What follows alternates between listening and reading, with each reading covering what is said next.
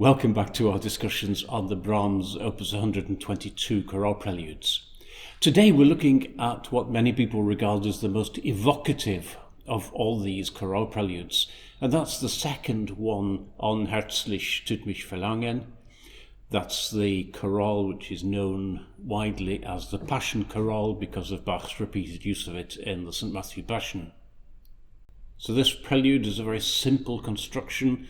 The chorale melody is played once through on the pedals without ornamentation or particular interruption, while the hands play a consistent and simple semiquaver figuration.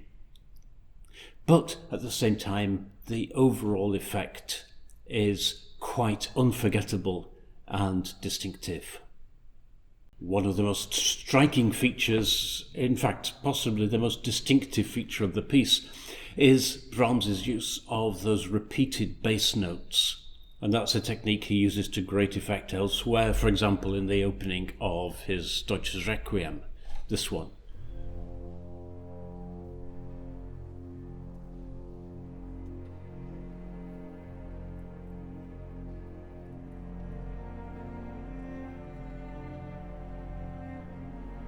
And those repeated quavers go right through the whole piece, apart from bars 12 to 16, which we'll talk about in just a moment. And that gives a sense of continuity to the piece, but also a sense perhaps of gravity. Whether it's a reference to eternity or not is an entirely open question, but it's a possibility. So that really is the first performance point, to get those repeated quavers to be deliberate and to have that sense of motion in them. The next question, I suppose, is registration. The manuals are marked P, both of them.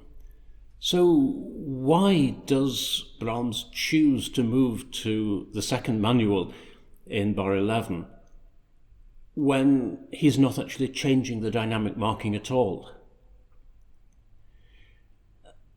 I suppose for an explanation we can look to the previous prelude in the set, that's the other one on Herzlich, mich, verlangen, where Brahms actually contrasts F and P, and he moves over to the P section at exactly the same line in the chorale prelude.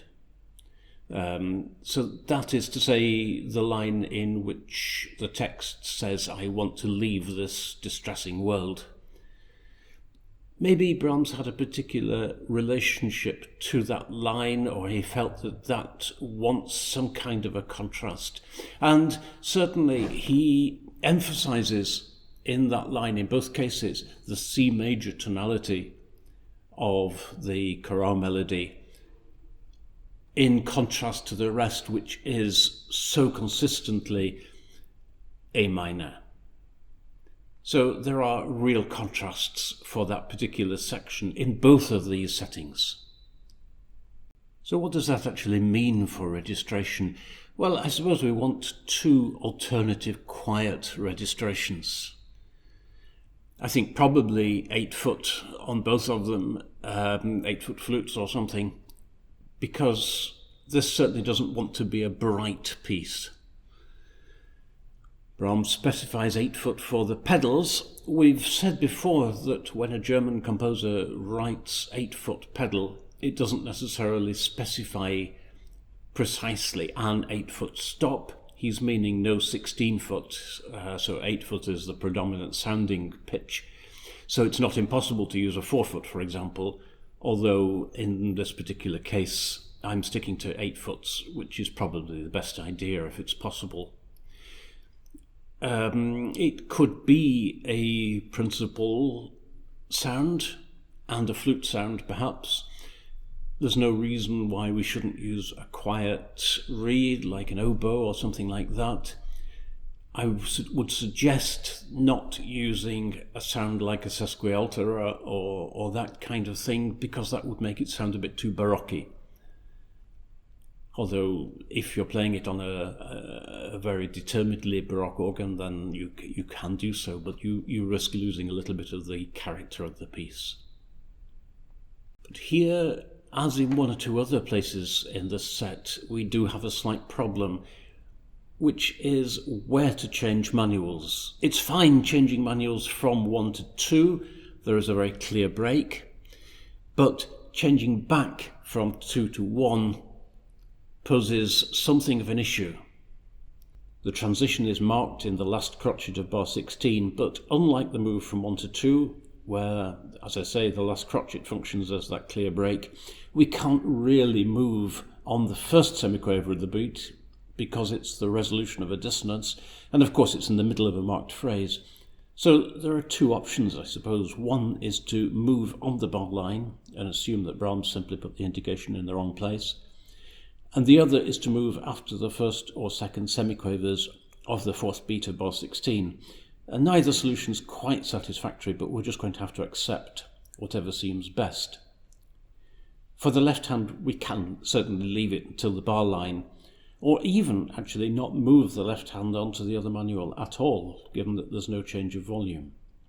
Tempo, well, it's hard to put a number on it, isn't it? But I think that those throbbing bass notes are probably going to decide it, that we want that very deliberate throbbing sensation.